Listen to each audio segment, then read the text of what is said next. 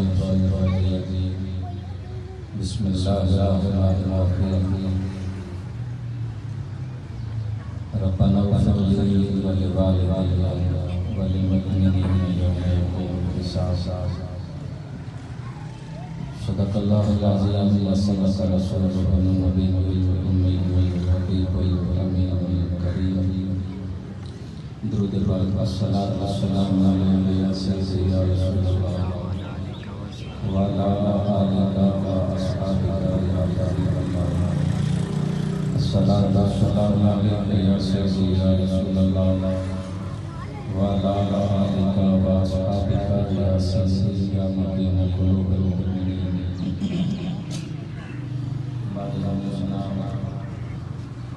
نبی پاک صلی اللہ علیہ وسلم کی بارگاہ کا تذکیہ ہے